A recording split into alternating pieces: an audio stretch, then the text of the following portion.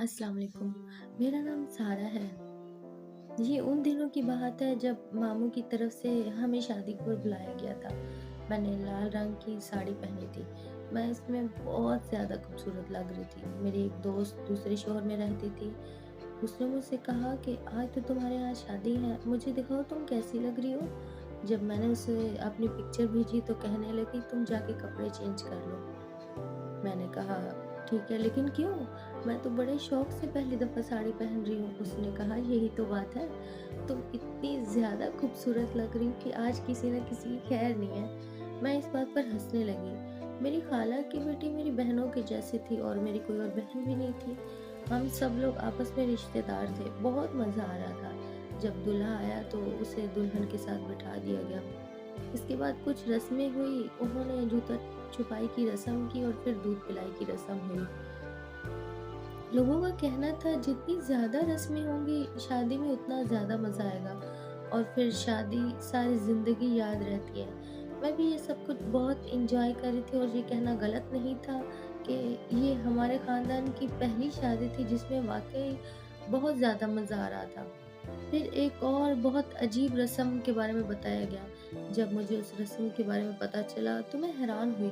मैंने कहा क्या मतलब? मुझे क्या करना होगा? एक आंटी ने मेरे कान में अजीब सी बात कही और मैंने अपनी कज़न के दूल्हे की तरफ देखा। मैंने कहा नहीं, नहीं, मैं ये सब नहीं कर सकती, ये सब बहुत अजीब है। उन्होंने कहा तुम्हें करना होगा। अरे यहाँ तो बहुत ज़्यादा मज़ा आ रहा है और अब तुम कह रही हो कि मैं ये नहीं करूँगी?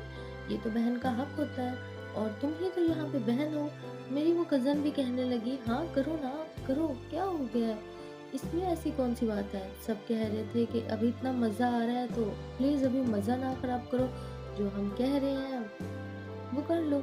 मैंने कहा नहीं, ये तो बहुत अजीब-सी बात है, किसी को पता चला तो क्या होगा? उन्होंने कहा कि अगर पता चल भी गया तो क्या हुआ? ये तो रस्म है और रस्में ऐसी ही होती हैं, तुम्हें तो करनी पड़ेगी। आओ, आओ। 2-4 आंटियों ने मुझे पकड़ा और दूल्हे की तरफ धक्का दे दिया। मैं हैरान रह गई कि इसके बाद जो हुआ, वो मैं किसी को नहीं बता सकी। फिर मेरी कज़न की शादी हो गई और वो अपने घर चली गई। मैं भी इस बात को भूल गई। तभी मेरी पढ़ाई मुकम्मल हुई और मैं टाइम पास के लिए एक दफ़्तर में नौकरी करने लगी। तभी मेरी ज़िंदगी में एक लड़का आया, जो मेरे दफ़्तर में काम करता था। धीरे-धीरे हम एक-दूसरे से प्यार करने लगे और हम शादी करना चाहते थे। लेकिन सब उस लड़की के पीछे पड़ गए कि वो अच्छा लड़का नहीं है। मैं हैरान होती थी कि आखिर उसमें क्या बुराई है? मेरी दोस्त ने भी मुझे समझाया, उसने कहा कि अभी से ही उसका तुम पर इतना कंट्रोल है तो बाद में क्या होगा?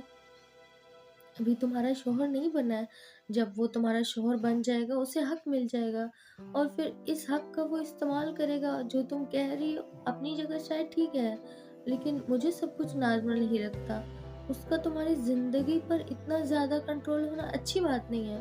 मेरे साथ ऐसा हो रहा था कि जितने लोग मुझे कह रहे थे कि उससे शादी ना करो, उतना ही मैं उस पर शादी से अड़े जा रही थी और फिर हमारी शादी हो गई। मेरी माँ ने मेरी हर एक दोस्त को फ़ोन करके कहा कि इसको समझाओ।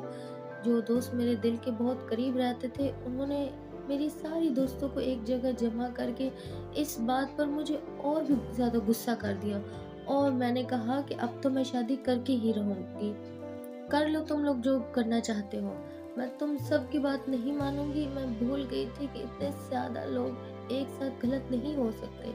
लेकिन एक इंसान तो गलत हो सकता है ना। जब रात हुई तो मैं अपने कमरे में बैठी अपने शौहर का इंतज़ार कर रही थी। आज मेरी शादी की पहली रात थी। मैं बहुत खूबसूरत लग रही थी। मैंने सोच लिया था कि आज का दिन बहुत अहम है।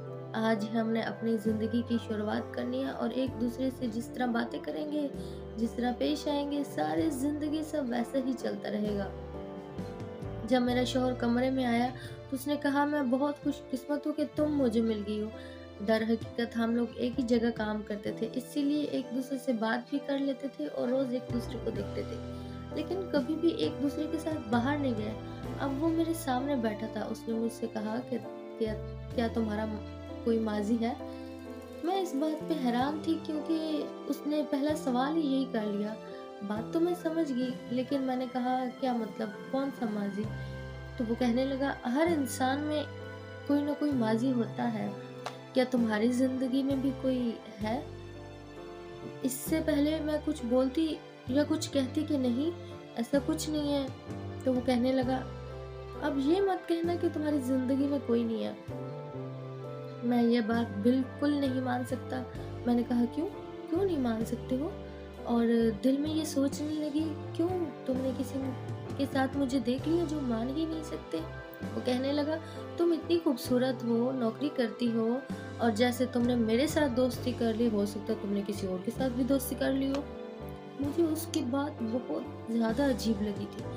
अगर शादी की पहली रात ना होती और वो ऐसे बात कर रहा होता तो शायद इस बात पर हमारे बहुत बड़े झगड़े होते। अगर पहली रात ही लड़ाई से शुरू हो तो जो और बीवी सारी ज़िंदगी लड़ते ही रहते हैं और कोई भी लड़की ऐसा नहीं चाहती। मैंने कहा, नहीं, मेरी ज़िंदगी में कोई नहीं था। मैं तुम्हें ये पहले भी बता चुकी हूँ, फिर से क्यों पूछ रहे हो? तो कहने लगा कि आज के दिन पूछ रहा हूँ क्योंकि आज हम एक दूसरे से बिल्कुल सच बोलेंगे। मैंने कहा, क्या ये सवाल मैं तुमसे कर सकती हूँ? उसने कहा, मुझसे सवाल करो या ना करो, मेरे पर कोई फ़र्क नहीं पड़ता क्योंकि मैं मर्द हूँ। मैंने कहा, अगर तुम मर्द हो तो तुम्हारा कोई फांसी नहीं है, मैं तुम्हें कुछ नहीं बोल सकती। मुझे लग रहा था कि ये वही आदमी है ही नहीं जिससे लड़कर पूरी दुनिया के खिलाफ होकर मैंने इससे शादी की थी। इसने तो पहले ही दिन अपने रंग दिखाने शुरू कर दिए थे, बल्कि कहना बेहतर होगा कि पहले ही चंद घंटों में मुझे सब कहते थे कि बदल जाएंगे। मैं सोचती थी जब तक बदले तब तक पता नहीं कितनी जिंदगी गुजर जाएगी, ये तो अभी ही बदल गया था। उसने कहा, हाँ, तुम कुछ नहीं बोल सकती, बोल भी दोगी तो क्या हर्ज होगा, मेरे माजी का मेरी जिंदगी पर कोई असर नहीं पड़ेगा, लेकिन अगर तुम्हारा कोई माजी होगा तो हमारी जिंदगी पर बहुत बड़ा असर करेगा। मैंने खुद पर बहुत ज़्यादा कंट्रोल करके रखा हुआ था। मैं पहले ही दिन उसके साथ झगड़ा नहीं करना चाहती थी, इसीलिए मैंने इस मसले को छोड़ दिया। लेकिन मुझे नहीं मालूम था कि इसके बाद मेरी ज़िंदगी इतनी बुरी हो जाएगी। 2-4 दिन तो गुज़र गए थे। उसके बाद सुबह-सुबह जब मैं दूध लेने के लिए बाहर गई तो दूध वाले ने मुझे सलाम कर दिया। उसने कहा, बहन, आपको मैंने पहले नहीं देखा, आप क्या सुमेर साहब की बीवी हैं? मैंने कहा, जी, मैं उनकी बीवी हूँ। तो उसने कहा, अरे बहुत अच्छा लगा आपसे बात करके। भाभी, आप तो घर वाली बात हो गई। मैं बहुत अच्छा खालिस दूध देता हूँ, अगर दूध कभी सही ना हो तो आप मुझे बता सकती हैं। चले, अच्छी बात है। सुमेर साहब के घर भी कोई शिकायत करने वाला आ गया। दूध वाला जरा हंसमुख टाइप का लग रहा था। अब वो ऐसे बात कर रहा था तो मैं उसे ये तो नहीं कह सकती थी कि अपना मुंह बंद रखो। वो बदतमीजी तो नहीं कर रहा था, इसीलिए मैंने भी जवाब दे दिया और थोड़ा मुस्कुरा भी लिया। लेकिन इतने में सुमैर आ गया। उसने मुझे गुस्से से कहा, चलो अंदर। उसने दूध वाले के सामने ये बात बड़े गुस्से में कही थी। दूध वाला भी समझ गया था कि अब मेरी खैर नहीं है। उसने मुझे मुसीबत में डाल दिया। अंदर आते ही मेरे शौहर ने मुझे बाजू से जोर से पकड़ा और एक दफा झटक कर कहा, ये क्या कर रही थी? मैंने कहा, आप ये क्या कर रहे हैं? मैं एक दिन की दुल्हन हूँ और आप हैं कि? मेरे शौहर ने कहा, तुम एक दिन की दुल्हन हो तो सुबह सुबह बाहर क्यों गई थी? मैंने कहा, दरवाजा बज रहा था, कोई उठ नहीं रहा था तो मैं चली गई। मेरा शौहर कहने लगा, तुम्हें नहीं जाना चाहिए था ना, और वहाँ दूध वाले के साथ खड़े होकर क्या हंसी मजाक कर रही थी? आइंदा मैं तुम्हें घर के बाहर ना देखूं। सर पे ठीक तरह दुपट्टा भी नहीं करती हो। मैंने कहा, सुबह सुबह सारी औरतें दूध लेती हैं, इससे मोहल्ले वाले भी सामने खड़ी थी। मैं भी चली गई तो क्या हो गया? ये तो कॉलोनी है, हम बीच बाजार तो नहीं रहते। मेरे शौहर ने कहा, तुम्हारी जबान तो अभी से बहुत चल रही है। मेरी ज़ुबान नहीं, अब तो मेरा दिमाग भी बहुत चल रहा था। अगर पहले दिन ही मेरे शौहर का मेरे साथ ये रवैया था तो बाद में क्या होने वाला था। हमारी शादी हुई थी और शुरू वाले दिनों में शौहर और बीवी में बहुत मोहब्बत होती है, लेकिन मेरे शौहर तो मुझसे अभी से ही तंग आए हुए थे। दरअसल जब मेरी शादी हो रही थी तो मेरे बाबा ने मेरे शौहर के हाथ पर 8 लाख रुपए रखने की कोशिश की थी। उन्होंने सबके सामने उसे पैसे पकड़ा दिए थे और मेरे शौहर ने मना कर दिया था। उसने कहा कि नहीं नहीं, मुझे पैसे नहीं चाहिए, मैंने जहेज नहीं लेना। सबको ये बात बहुत अच्छी लगी और उन्होंने कहा, ये तो बहुत अच्छी बात है कि ये बिल्कुल भी जहेज नहीं मांग रहा। सब लोगों ने मेरे शौहर की बड़ी तारीफ की थी और मेरे बाबा जो पहले इस रिश्ते के खिलाफ थे, बाद में उन्होंने भी कह दिया कि ठीक है, ये लड़का इतना भी बुरा नहीं है। अगर बुरा होता तो पैसे फ़ौरन पकड़ लेता। लेकिन अब मुझे समझ नहीं आ रही थी कि मेरा शौहर किस किस्म की हरकतें कर रहा था। कभी-कभी लगता था कि ये बहुत अच्छा इंसान है, कभी-कभी लगता है था कि मैंने इससे शादी करके बहुत बड़ी गलती कर दी। अपनी ही दुनिया में मसरूफ़ रहता था। शादी को 1 हफ्ता भी नहीं गुज़रा था कि हमारी लड़ाइयाँ उरूज पर पहुँच गई। मेरे रिश्तेदार आए थे, उनके सामने तुमने ये बात क्यों की? तुम इतना मुँह खोल कर क्यों हँसती हो? तुम कैसे बैठती हो? कैसे कपड़े पहनती हो? अपने आप को ढक कर रखा करो, अपना आप किसी को दिखाना होता है क्या? तुम सिर्फ मेरे सामने खुल के पेश आना है और सबके सामने ऐसे पेश आया करो कि अपनी एक शख्सियत बनाओ, अपने रूप में रहा करो। मैं हैरान रहती थी कि अब तो घर वाली बात है और इसके रिश्तेदार, मेरे भी तो रिश्तेदार हैं ना। हर बात में टोकता। एक दिन मुझे कहने लगा, ये तुमने क्या कलर पहना है? मैंने कहा, ब्लैक है, पर्पल कलर का प्रिंट है।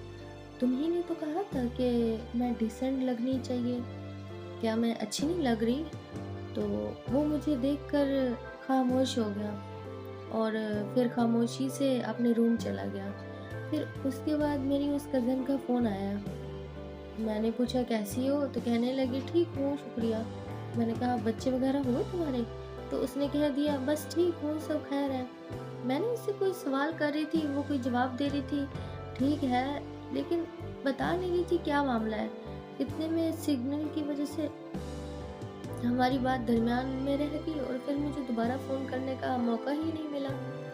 आजकल मैं वैसे भी अपने शौहर की वजह से बहुत परेशान रहती थी क्योंकि मेरे शौहर के मूड का कुछ पता नहीं चलता था। दिन में उसका मूड खराब रहता, रात में ठीक हो जाता, कभी अचानक से कोई तोहफा लेकर आ जाता और मुझे हैरान कर देता। मैं भी खुश हो जाती। कभी मुझसे इस तरह से पेश आता कि मैं सोचती कि मैं इस दुनिया की सबसे खुशनसीब औरत हूँ और कभी-कभी मुझसे इतना झगड़ा करता कि मुझे अपने फैसले पर ही अफ़सोस और पछतावा होने लगता। ये शख्स मेरे जज़्बात के साथ खेल रहा था, लेकिन अब मेरे पास वापसी का रास्ता नहीं था क्योंकि अपनी मैंने पसंद से इसे अपनी ज़िंदगी में शामिल किया था। इसलिए जो कुछ हो रहा था मुझे भी बर्दाश्त करना था। मैंने फिर से उसे किसी लड़के से फ़ोन पर बात करते हुए सुन लिया।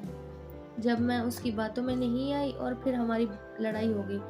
फिर आखिर में वो मुझे कहने लगा कि हम एक दूसरे से अलग हो जाते हैं। मैं ऐसा नहीं चाहती थी क्योंकि मुझ पर लोग और मुआशरे का दबाव भी था और फिर से मुझे उसी से माफ़ी मांगनी पड़ी। अब मैंने उसे उसके हाल पर छोड़ दिया क्योंकि मैं उससे ना बहस में जीत सकती थी और ना लड़ाई झगड़े में। बस घर को संभाल रही थी और जिंदगी इसी तरह गुजर रही थी। कोई कहता था कि खुश हो तो मैं बढ़ चढ़ कर बोलती थी मैं तो बहुत ज्यादा खुश हूँ।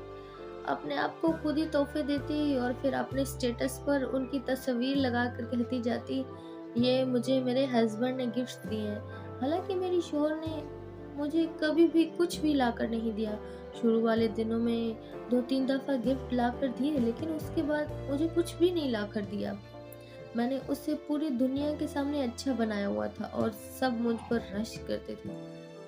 कहते थे कि मेरी किस्मत बहुत ज़्यादा ही अच्छी है। दरअसल हम लोगों के 2 दिन भी लड़ाई के बगैर नहीं गुजरते थे। एक दिन मेरे शौहर ने मुझसे कहा कि उन्होंने मुझसे बहुत ज़रूरी बात करनी है। उनके चेहरे से ही लग रहा था कि मामला कुछ संजीदा है।